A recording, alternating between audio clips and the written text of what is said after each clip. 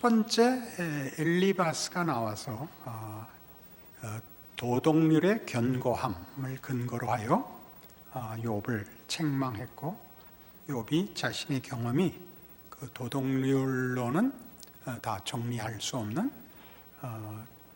깊고 더 신비한 현실이다는 답을 들었습니다. 두 번째 빌닷이 나와서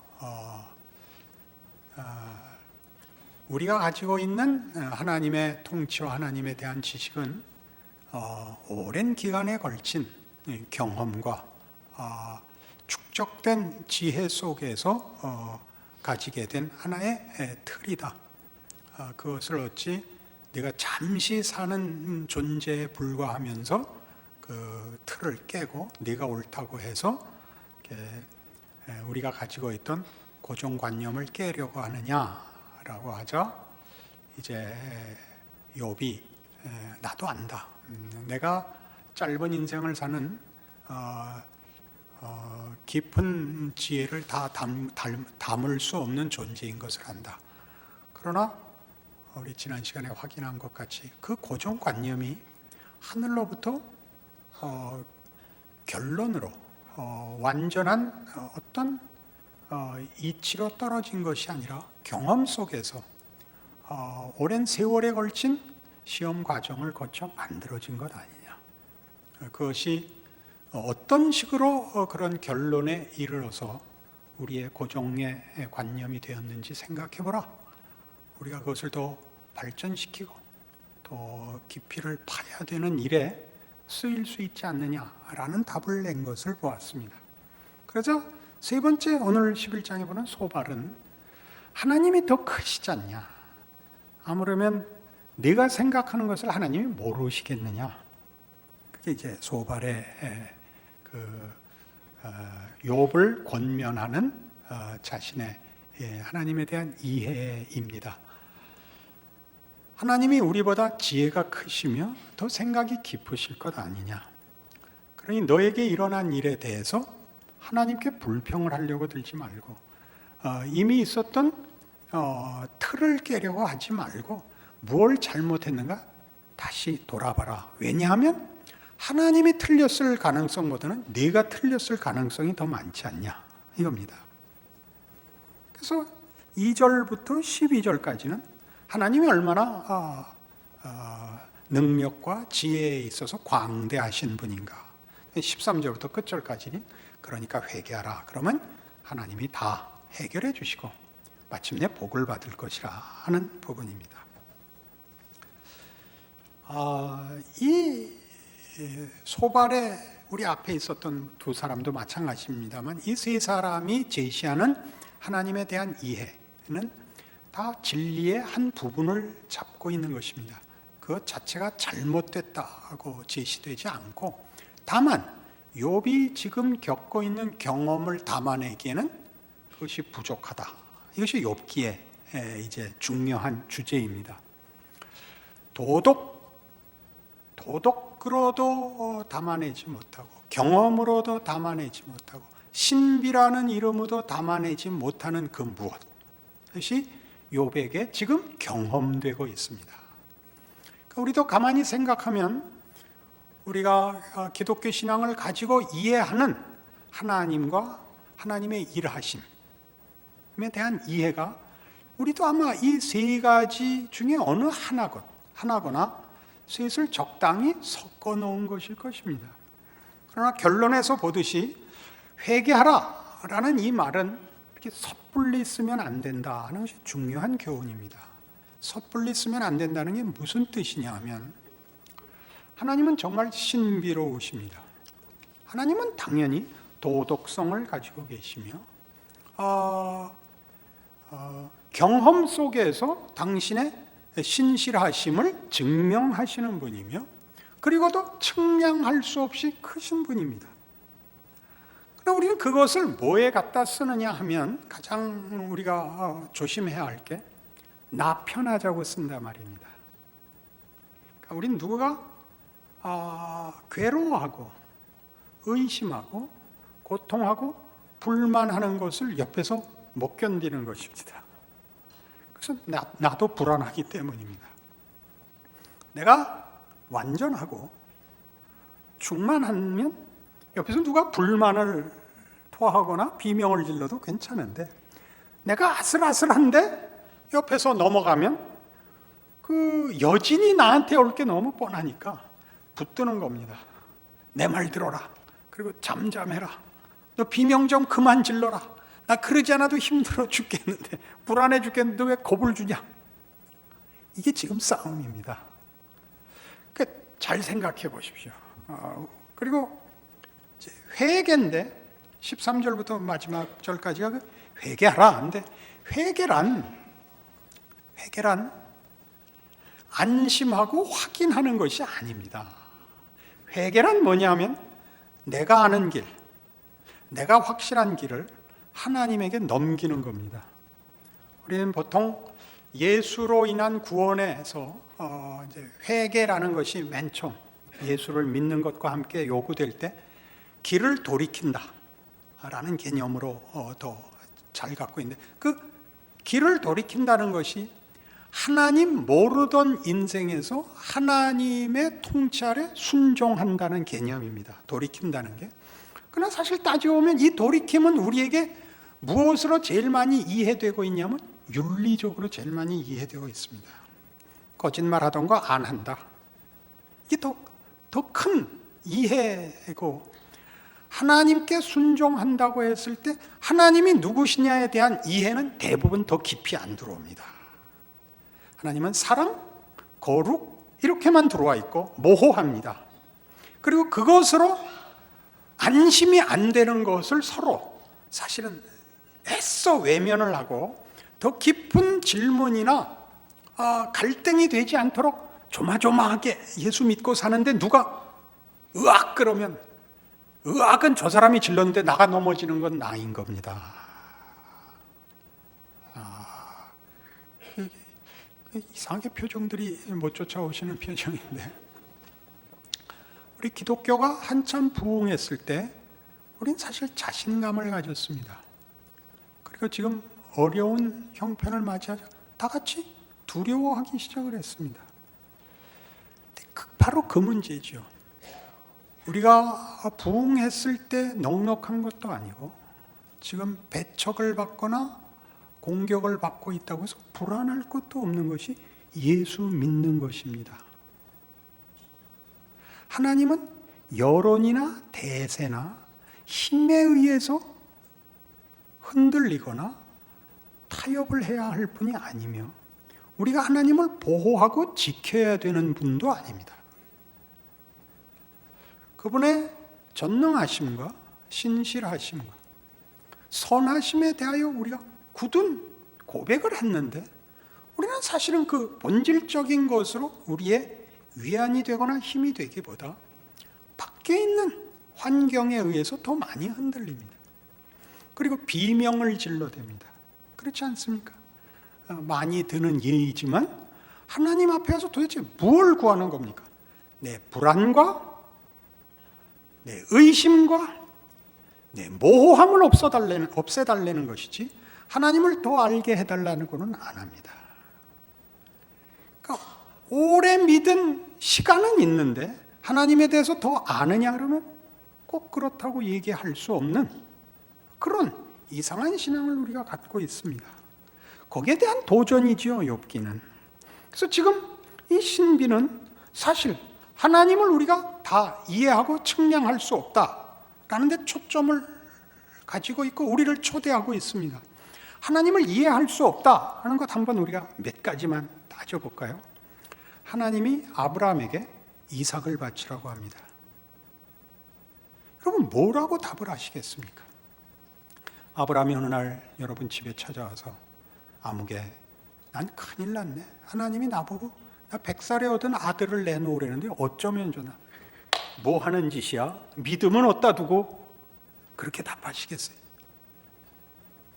아니, 하나님이 어떻게 자식을 내놓으라 그래? 그건 이방신들이나 하는 거 아니야? 네가 잘못 들었겠지. 당연히 그 얘기 안 하겠어요? 야, 하나님이 그러실 줄은 난 몰랐다. 그게 정상적인 반응 아니에요? 그게 일어나고 그걸 요구하셨다고요. 우린 결과를 아니까 쉽죠. 이삭을 잡기 전에 그만해도 된다라고 하셨으니까. 거봐라, 내 그럴 줄 알았다. 그건 영화를 다 본 사람이 한 얘기고, 그 속에 내가 주인공으로 들어가 있으면 펄펄 뛸 일이죠. 그게 소주 한 병, 두 병으로 해결이 되겠습니까? 그렇죠? 우리로서는 이해할 수 없는 일입니다. 그러나 그 일로 인하여 하나님이 아브라함에게 약속한 너는 복의 근원이 될지라는 우리의 이해가 닿을 수 없는 크기라는 것을 우린 어렴풋이 알게 됩니다. 하나님이 그를 복의 근원을 만들고 열국의 아비가 되게 한다는 것은 우리로서는 이해가 가지 않는데 그걸 하실 분이다. 우리가 모르는 방법으로 하나님의 더 깊고 무궁한 능력과 지혜의 차원에서 이런 일들은 얼마든지 가능하다라고 우리의 이해의 어떤 한계를 깨버리셨습니다. 이삭을 바쳐라 해서. 아브라함이 이삭을 바쳤다고 우리는 늘 얘기하죠. 하나님이 아브라함에게 이삭을 바쳐라 라고 도전해 오신 하나님 앞에 우리는 놀라는 겁니다. 안전망, 안전한 조약, 안전한 관계, 우리가 알고 있는 종교라는 이름으로 우리가 기대하고 요구하는 그 한계를 벗어나 확 열어젖힌 문, 벽을 뚫고 들어오시는, 집을 날려버리시는 하나님 앞에 집 안의 안전망이 아니라 펼쳐진 모든 세계가 네 것이다, 그 집에서 나와라 하는 음성을 듣는 것 같은 것입니다.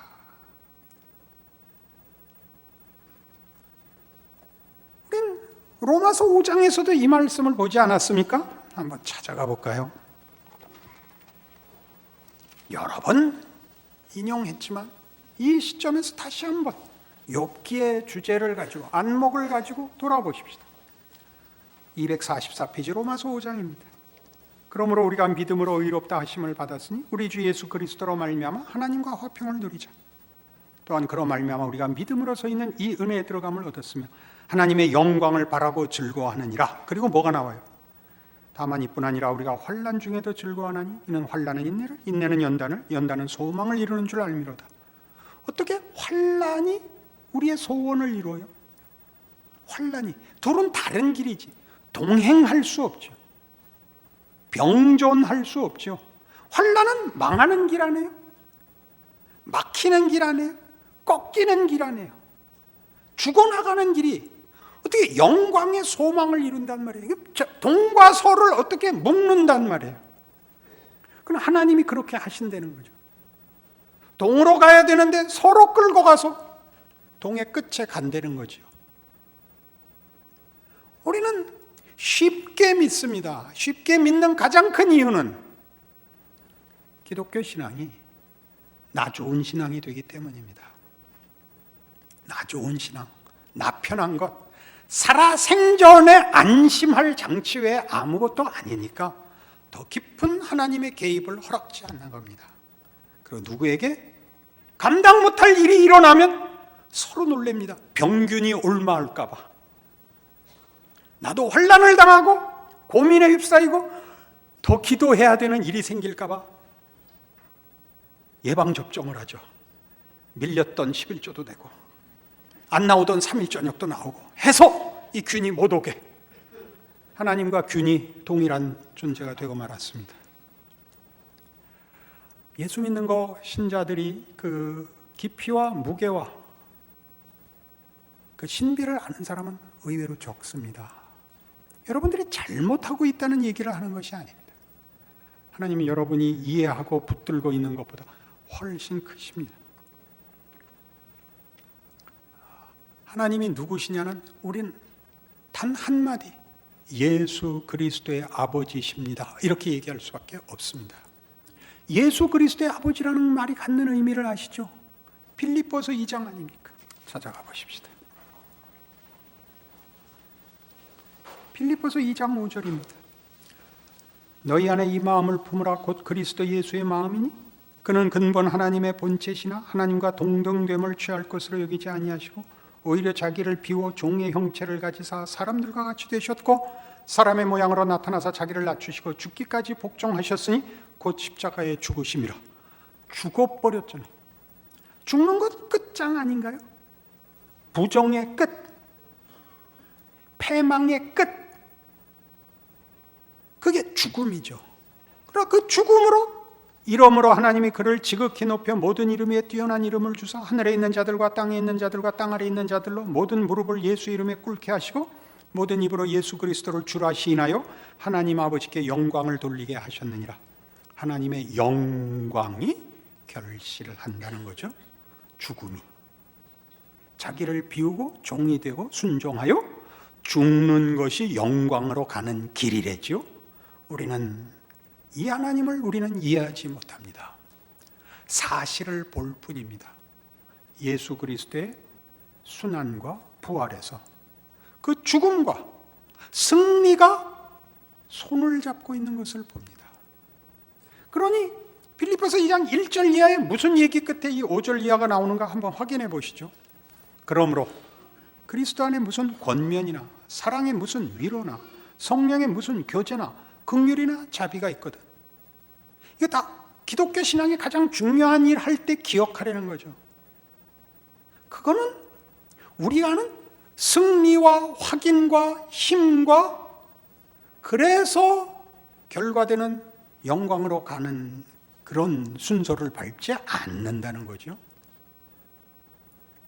하나님은 이 옳은 길, 하나님께 순종하는 길, 자신을 버린 길들로 우리를 죽여서 영광으로 끌고 갈 것이니까 옳고 맞고 그 말이네요.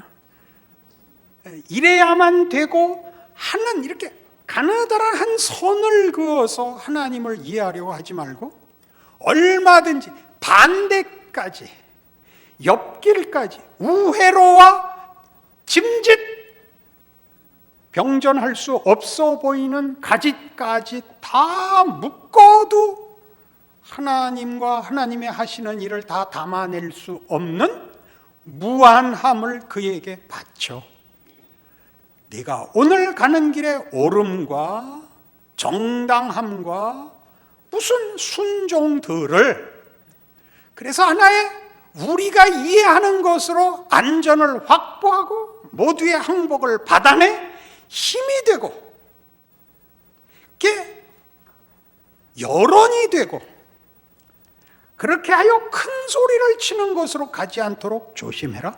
이렇게 등장하고 있는 것입니다. 어렵죠? 여러분 모두 신앙생활을 하면 제가 아는 한, 제가 경험한 신앙생활의 가장 큰 시험은 이겁니다. 내가 옳고 내가 하나님 앞에 간절한데 하나님이 나를 감춰놓고 절대 확인시켜 주지 않는다는 사실입니다. 그리고 내가 봐서는 저게 가짜인데 저게 큰 소리를 치고 저게 옳고 저게 보상을 혼자 받고 있다는 사실입니다. 하나님 이건 억울합니다. 저 가짜가 왜 큰 소리를 치고 대접을 받고 이 진짜는 이렇게 묻히고 감춰지고 비실거려야 됩니까? 거기에 나오는 얘기입니다. 십자가를 봐라. 너 참아라, 너 겸손해라, 너 양보해라, 희생해라가 아닙니다. 강요가 아닙니다. 하나님의 측량 못할 크기를 너 깨우쳐라 그러는 것입니다. 오를 때는 이 부분이 대단히 약합니다. 오르니까 다른 사람들의 공감을 받고 설득력을 가질 때 오히려 위험합니다. 그걸 지금 누가 하고 있죠? 욥의 세 친구가 하는 겁니다. 셋은 전우 아닙니까? 욥은 혼자고 셋이 달라붙어서 욥 보고 틀렸다는데 욥은 변명의 여지가 없죠. 왜? 현실 속에서 고난을 받고 있으니까 누가 봐도 잘했는데 고난을 당하고 있다는 건 말이 안 되거든요. 죽을 맛이죠. 그러나 그들이 하는 얘기를 욥이 그들의 도덕률이나 그들의 경험이나 그들의 신비에 관한 이해들을 욥이 모르는 것도 아니며 그들이 얘기하는 주장들에 대하여 자기가 경험이 없는 것이 아닌데 그것으로 해결되지 않는 이상한 데 붙잡혀 있는 겁니다. 뭔지 모르겠는 겁니다. 이해가 안 가시면 이렇게 한번 예를 들까요? 저는 병원에 가면 의사들이 병명을 잡질 못합니다. 다 정상입니다. 근데 저는 이상한 겁니다. 저는 의사를 믿지 않습니다. 죄송합니다. 다 옳아요. 엘리바스 같고 빌닷 같고 소발 같아요. 마지막에 주는 그 처방이 이거예요. 스트레스를 받지 마세요. 아니 그걸 내가 문을 열어서 스트레스가 들어왔단 말이에요? 지가 숨어 들어왔지? 이 예화를 들려고 쓴 겁니다. 그 의사 선생님들 화내지 마시고 우리가 현실에서 일상에서 만나는 일을 예를 들려고 그런 겁니다. 병원에서 꼭 그 얘기를 하죠. 저 사람은 죽는다 했던 환자가 낫고 저 사람은 걱정 없다가 죽더라는 거죠. 정말 생명을 다루는 게 아니더라. 의사가 다루는 것은 병을 다루지 생명을 다루지 못하더라. 그렇지 않습니까? 우리가 하나님을 만나서 신앙생활을 해서 만난 하나님이 누구냐를 우리는 보통 생각을 중단하고 있습니다. 현실의 어려움을 미봉책으로 때웁니다. 그리고 어떻게 해서든지 자기를 안심시키려고 합니다. 하나님이 뭘 하려고 그러지를 않고. 우리 다음에 욥의 대답에서 더 깊이 들어가 보겠습니다만 오늘 우리가 이 소발의 주장 속에서 만나는 하나님의 크기만 해도 그렇습니다. 아까 얘기한 아브라함과 이삭 사건이나 환란이 소망을 이룬다는 얘기나 예수님의 죽음 등은 사실은 우리가 묶을 수 없는, 이해할 수 없고 말이 안 되는 것을 우리 속에 같이 갖고 있는, 이미 신비와 기적으로밖에는 설명할 수 없는데도 불구하고 우리가 무엇을 얘기할 때는 하나님에 대한 이해를 위해서가 아니라 자기 편하기 위해서 신앙을 자기가 만들고 있다는 사실을 돌아봐야 합니다. 그게 뭐 이렇게 중요하냐? 잘잘못 때문이 아니라 하나님이 누구신가에 대한 더 깊은 이해가 없으면 현실을 신앙으로 다 담아내지 못하는 결과가 생깁니다. 신앙으로 현실을 담아내지 못하면 책임을 누구에게 묻게 되냐면 하나님께 물을 수 없으니까 누구 나쁜 놈이 생깁니다. 누구 나쁜 놈. 정치가이기도 하고 어렸을 때 담임 선생님이기도 하고 이웃이기도 하고 누구 무엇이 되고 맙니다. 자기 인생을 하나님의 인도함 속에서 이 세상이 아무리 크더라도 하나님의 세계요, 하나님이 그 안에서 통치하신다는, 쉽게 공중나는 새를 보라, 드레핀 백합화를 보라, 오늘 있다 내일 아궁이에 던지우는 들풀도 하나님께서 이렇게 입히시거든 하물며 너희일까 보냐? 믿음이 적은 자들아에 죽어도 못 들어오는 겁니다. 그래서 우리의 신앙은 참으로 얄팍한 것입니다. 현실에서 일어나는 부조리, 억울함, 무거움, 긴장, 갈등, 막막함들을 하나님께 몰고 와서 해결을 하라는 것이 아니라 하나님이 얼마나 큰가를 보시라고요. 우리의 실수, 한계, 무기력, 미련함, 무지까지 다 담아서 일하시는 하나님의 넓고 크심 안에 둥실 우리를 띄워보내지 못하고 끊임없이 하나님을, 내가 알고 있는 그 하나님에 묶어둔 채 현실을 어떻게든 묶어보기 위하여 화를 내고 겁을 내고 불안과 초조 속에서 사랑할 틈이 없죠. 사랑할 틈이 없죠. 표정이 나빠요.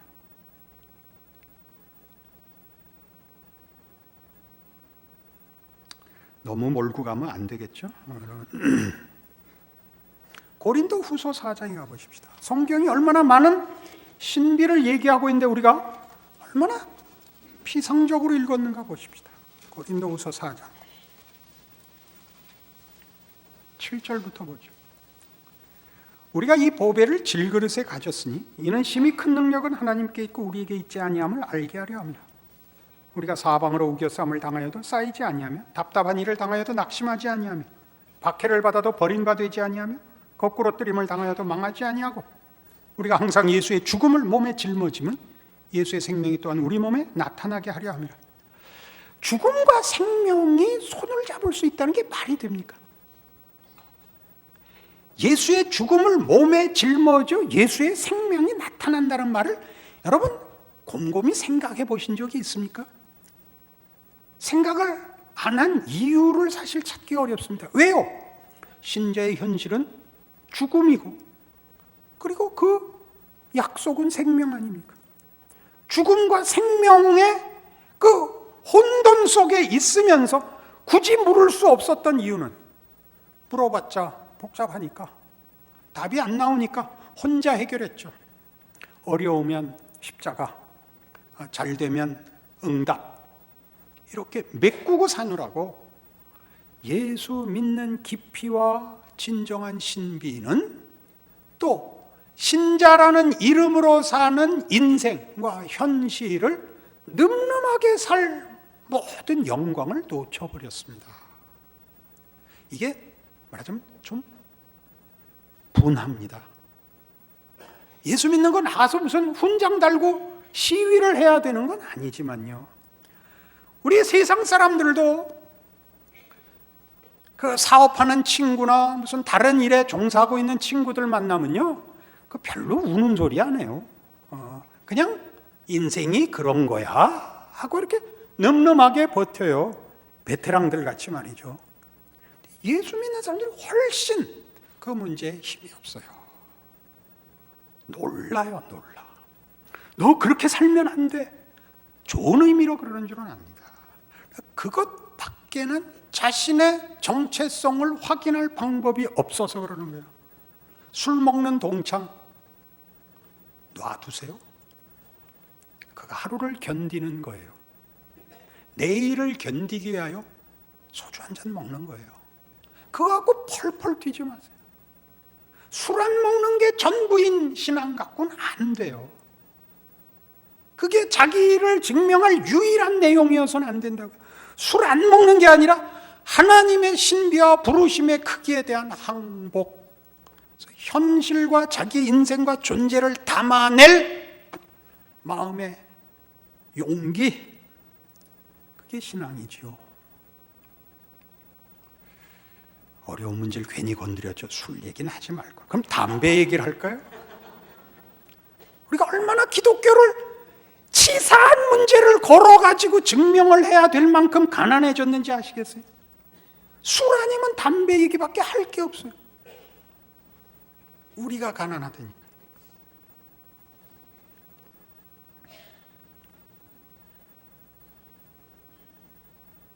조금 더 읽을게요. 그 고린도후서 4장 7절 이하가 너무 기가 막힌 신비라서 그렇습니다. 우리 살아있는 자가 항상 예수를 위하여 죽음에 넘겨지면 예수의 생명이 또한 우리 죽을 육체에 나타나게 하려 함이라. 우리 죽을 육체에 나타나게 하려 함이라. 우리는 생명이 무슨 더 영광되고 멋진데 담겨 있어야 된다고 생각하죠. 보석이면, 보석을 담으면 보석함도 원래 멋있잖아요. 보석을 신문지에 쌌다는 얘기예요. 예수의 생명이 우리 죽을 육체에 나타나게 하려 함이라. 그런즉 사망은 우리 안에서 역사하고 생명은 너희 안에서 역사하느니라. 이거 어떻게 죽어서 생명을 만든단 말이에요. 그럼 기억나는 구절 있죠. 하늘의 밀이 땅에 떨어져 썩지 아니하면, 그렇게 외워서 때우죠. 외워서 때우지 그렇게 살아내지 못하죠. 예수 믿는 존재가 되세요. 예수 믿는 인생을 사세요. 예수를 믿어 현실과 맞대결을 하세요. 도망가서 술 먹냐 담배 먹냐 싸우지 마시고 세상을 이기세요. 그런 하나님의 이 욥에게 준 이 시련, 도전은 너무나 크고 큰 겁니다. 하나님이 누구시냐에 관한 문제입니다. 하나님은 다만 옳고 그른 것을 판단하시는 하나님, 상을 주고 벌을 주는 하나님, 열심을 다해서 기도하면 응답하고 등 두드려주는 하나님, 우리가 그를 외면하면 당신도 외면하는 하나님, 이렇게 작지 않다는 얘기입니다. 그래서 우리 인간에게도 그렇습니다. 우리 인간 세계에 있어서도 사람이 다만 이해관계나 옳고 그른 것으로만 인간관계를 맺지 않습니다. 인간이란 존재는 그의 관계에서, 그의 삶에서 그것보다 큽니다. 도덕보다 큽니다. 소원보다 큽니다. 무엇가 이루어졌으면 좋겠다는 건 다만 무슨 부자가 되고 무슨 높은 지위를 얻고 건강해지고 라는 소원이 그 사물로 비유되고 있는 것이지, 행복이란 그것보다 언제나 큽니다. 행복을 다른 표현으로 쓸 수 없기 때문에 그런 표현들을 도입하고 행복이라고 말을 하지만, 행복이란 어떻게 취득하는 어떤 사물, 쫓아가 빼앗는 물건이 아니죠. 다만 존재하고 다만 이기는 것이 전부가 아닌 존재라는 뜻이죠. 보다 큰 존재이죠. 하나님이 우리를 그렇게 만드셨습니다. 우리에게 아버지가 되기로 하셨고 우리를 자신의 자녀로 부르십니다. 그는 우리에게 믿음을 요구하시고 거룩을 요구하시며 사랑을 요구하십니다. 그 크기에 이제 여러분 영혼을 꺼내 들고 와서 서십시오. 그리하여 하나님을 아는 것이 무엇인지를 하나님 앞에 물어 우리 삶에 제일 큰 영향을 미치고 위협인 세상과 현실을 이기십시오. 하나님을 아는 기쁨, 그의 자녀로 사는 명예, 인생의 신비와 위대함, 그것을 살아갈 용기와 믿음과 기쁨과 자랑을 쟁취하십시오. 구하여 얻으십시오. 그리하여 남의 얘기 듣지 말고 여러분이 하나님의 자녀로 사는 기쁨을 누리십시오. 기도하십시다. 하나님 아버지 은혜를 감사합니다. 하나님은 크시고 위대하시고 광대하시고 놀라우시고 그리고 선하시고 의로우시고 우리의 아버지십니다. 우리에게는 왜 하나님보다 현실이 더 무서울까요? 현실은 아는데 하나님은 모르는 탓입니다. 세상을 만드신 하나님, 우리 인생을 예수 안에서 붙잡아 현실을 살게 하시는 하나님, 우리 아버지를 알게 하사 그 신비, 그 기적, 그 지혜, 그 사랑을 누리게 하옵소서. 세상을 이겨 하나님의 자녀라고 가슴을 내밀고 웃고 나누고 자랑하고 우리에게 주어진 인생을 하나님의 자녀라는 이름으로 걸어갈 실력과 정당한 순종을 주시옵소서. 예수님 이름으로 기도합니다. 아멘.